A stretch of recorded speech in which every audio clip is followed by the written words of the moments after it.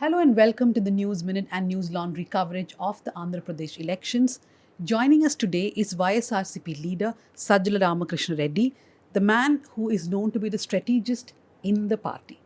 So my first question to you is, YSRCP is standing alone this election, and you are facing an alliance of the TDP, Jana Sena and the BJP. Why did the party not think of getting into an alliance with smaller parties? This is not only this first time, right from our inception itself, our leader Jagan Reddy, he believes that we should have that clarity, and also people should have a clarity about our character, party's character or ideology or whatever programs, everything. So that we can offer, we can project only when we are single and so that we will be answerable, responsible singly. If it is an alliance, if it's a long-term alliance, that's okay, like Kerala. Otherwise, it will be only meant, aimed to get more seats in elections, and it will not have any other purpose except getting majority so that you can attain power. And he thinks it should not be the real reason for any political party. And also, people should have a clarity about a political party. So that's why we have been right from our inception. We strive to go single this one, and now also we are continuing. In future also we will be But alone. as an incumbent party, which is facing an alliance of three other parties, do you believe the numbers are not stacked up against you now? How can it be? It's a weakness. It shows their weakness. When two or three parties join together, that means they are not able to compete with a single party because they are weak. That is very much shown here in this state. They were so desperate. Telugu party is so desperate and was so desperate. That's why it is after a party which doesn't have a shape, proper shape also, like Jana Sena, Pawan Kalyan, except Star's image and some fan support. They're not well organized throughout the state. That party, that we cannot call it a regular regional party. Also, a group. That's a group. You're saying Jana Sena is not even a Jealous. political Even party. not even proper. It doesn't have a shape like a structure, like units on all districts, and there is no proper grassroots. There is no except fan following. It doesn't have an organizational structure, so we cannot call it a party. It's a group, and Chandrababu Naidu is after him, Pawan Kalyan, for his vote bank, which he cannot expect otherwise. So, which he is serving that, Pawan Kalyan is serving that purpose.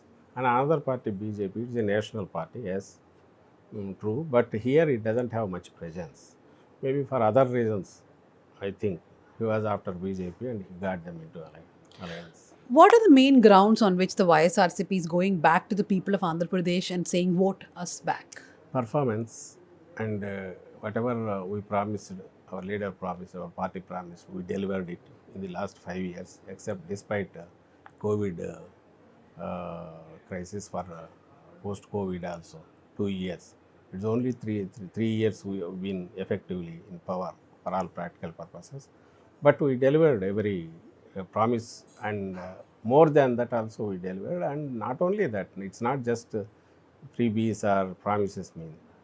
Entire there is a paradigm shift from one perspective of welfare and development to another, and there is a proper model he developed here in this state for development through welfare and empowering poorer sections and decentralized administration of doorsteps.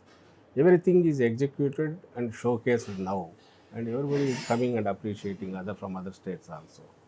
And in the last 5 years, through DBT, I think this is the first state we delivered. We delivered 2.7 lakh crores to people who are eligible for benefits. I want to just take you back to the recently concluded election, Telangana, where the BRS almost had the same things to say, right? They were also into welfareism quite a bit.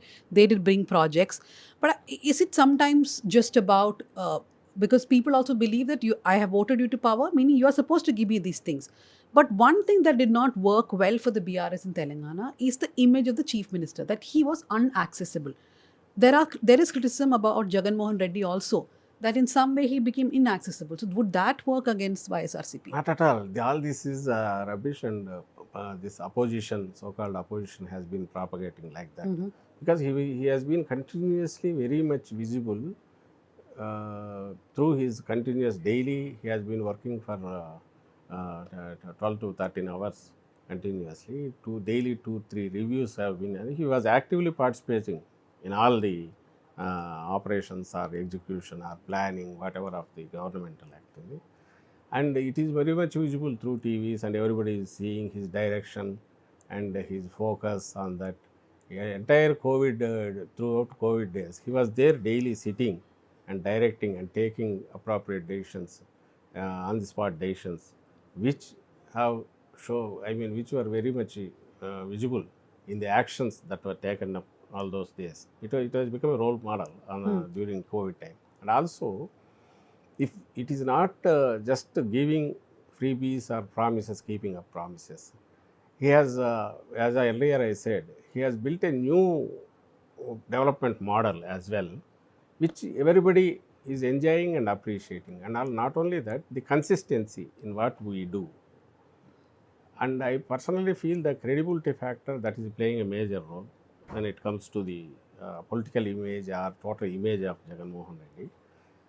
Compared to earlier regimes or leaders or parties, whatever it is, I don't blame or I don't point out anybody, but we can proudly take pride in our what we do are doing. In that sense, Jagan Reddy has shown that he is different from others. In sense that whatever he says, he promises, he delivers, and in that process, he has even pushed aside the political structure, which used to play the major role in deciding that discretionary role that political system used to play. There he has subscribed to that also and opened his party, our party also, to he has pushed it aside, not to involving in regular day-to-day this one.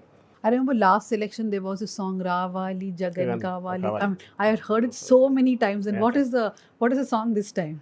Yeah, this time, this time 2 songs. The Manammakam Nuve Jagan. Okay. We believe in you, Jagan.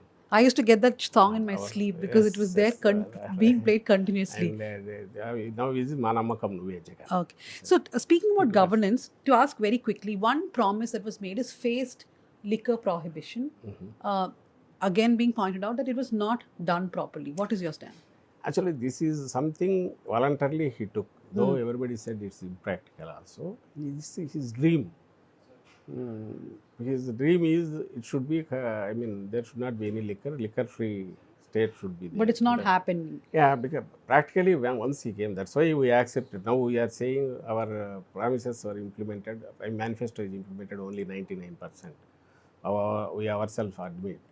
Because this is something beyond our control. That's what we realized when we came to it power. And also, it has a considerable role in state revenues also. It takes a major part from that as considerable part. But despite that, after we came into power, he completely eliminated these bell shops. Earlier regime they were there, which unofficial Bell shops. That's one part. And also we reduced the shops 40%. Earlier when compared to earlier period. And also entire this one, earlier liquor syndicates used to rule the entire this one. Now we have set up only government shops. So timings are there, everything is transparent, and the shops, number of shops were reduced, timings, we prescribed timings, and well shops are totally removed. Through that, we are following now that what you call discouraging or restraint in liquor sales and liquor policy. To that extent, we have achieved. Okay. Another thing I want to ask you is about, you speak about welfare, you speak about measures for the poor people. But some news stories I kept noticing is that whenever there are protests, the Andhra government has clamped down on certain protests. Why would you do that? Like, for example, when the Anganwadi workers were protesting, ESMA was invoked against them. What is the problem with democratic protests? Actually, when you see, this is the first government, first time, whenever employees go, even municipal workers also went on strike and Anganwadi workers went on strike. ESMA is that is nothing but essential services. Yes. Anganwadis, that is directly linked with daily supplies of milk and other this one to pregnant women as well as children, kids, small kids. They are all from poor sections. For if 1 week we don't take it, they start starving, and we have to take other recourse to resort to other recourses or to reach them. So that is one area that is falls under essential service. So you're saying Because it was of a that compulsion. compulsion, one Yes. thing. Mm. Second thing, all those were long-term contracts. The stocks were almost over. If you don't continue it, entire that will go waste for 1 month also. And you cannot find that many number and take, because it's taking care of small kids.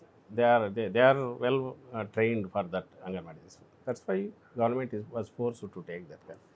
When you take this afterwards, we resolved it, though it was they were that certain animosity, bitterness has developed, and political parties have entered. They were almost like one war path. Even they went to some certain sections of Anganwadis. They went to say also we will bring down Jagan Mohan Reddy, all these things. Despite all that, we never used any force also. And once amicably it was settled, whatever they agreed, we agreed for certain this was reasonable. Then immediately whatever those days that period was considered as service and the salaries were paid. So wherever cases are there, they were lifted. Our point is protest is democratic, but it should not affect the services because they are part of the government. They should their responsibility. They can protest any longer period without affecting the services. Even municipal also we did the same. Earlier governments, even TDP also, whenever the strikes happen, they used to put all draconian this one and also tough measures they used to take. Even lifting cases was also not done. We lifted certain cases when we came later, and salaries were not paid properly. But we, on those days, once the strike is settled, resolved, we we did everything favorably for them, and that's why that amicable relation is there between employees and government. So my last question about governance per se is that the chief minister is very proud about the education sector. I've heard him talking about how English was introduced as Yes. the language. Yes. The only problem that people talk about is that it could have been started as a pilot project. Maybe if you started all over the state, you're now facing a crunch for teachers. Therefore, students who pass out may not have the skill as much as they should have. Do you think that the big scale is something that you could not manage? Yes, pilot will not work. Earlier also we saw several times these pilot projects die in offing itself because that orientation will not be there, and that awareness, sensitizing entire community, that will not happen. It takes decades. One thing. Second is, even initial this one also orientation was given continuously to teachers, and bilingual textbooks, that is major advantage here. Our CM, he has introduced bilingual textbooks. So But that are you facing a crunch for English speaking, English understanding teachers? not at all, not Okay. at all, because ultimately all subjects except humanities, I mean social sciences, regular social studies, regular sciences would be except for sentence construction. Other words, almost it will be easier in English itself. And because of the bilingual this one, the teacher is able to read here and translate it, tell him. And now for the last 2 years, because it's already in there 3 years, everybody got used to it. We can't say exemplary this one, but for all practical this one, they are doing fine. And I think next 2 3 years it will be a common this one. Everybody is forced to adjust to it. Initial this one we have crossed. That's what I feel personally. And now we have taken it to next step. IB syllabus we are introducing. So first class next year they are introducing by 2037. But a lot of I questions are think. being asked on why TOEFL for small kids. That is what it is called is that is not real TOEFL, but orientation would be there. If you observe IITs, I also first personally felt initially IITs, if you see 20 years, 30 years ago, 3 decades ago, it used to be only small group used to get selected for IIT. It used to be an elite class. This one only they would have the access to it. That's what the feeling. And this TOEFL also. Now IIT's training is starting from 8th class itself. Even primary I don't know, but upper primary it is starting. That orientation is not being, it's not TOEFL per se top one, but the thinking, logical thinking, analytical, this one, that is what they are imparting. And this year they participated very aggressively. I think lakhs of students they participated. And they're waiting for the results now. Yeah, waiting for that, and it went on very well. And I think our chief minister, he has that one what you call idea of a larger picture. He is looking at larger picture. If you start in a big way at a time, all these things, down the line after 5 years, everybody will get used to it, and it will be easier to merge ourselves with the global requirements and other things. And whatever we have been seeing for the last 3 years, they show whatever the results we are seeing. I think it's promising, and he is right in that way. Because English medium, this mother tongue anyhow we will not miss. After all, we hail from Telugu, this one, and village, how can we expect entire English, entire family doesn't speak English. So your mother tongue will be there at family, and here it will be English, which we are already seeing in our cities. People they talk more English, but when it comes to grandmas, grandparents, and in the house, they speak their local language.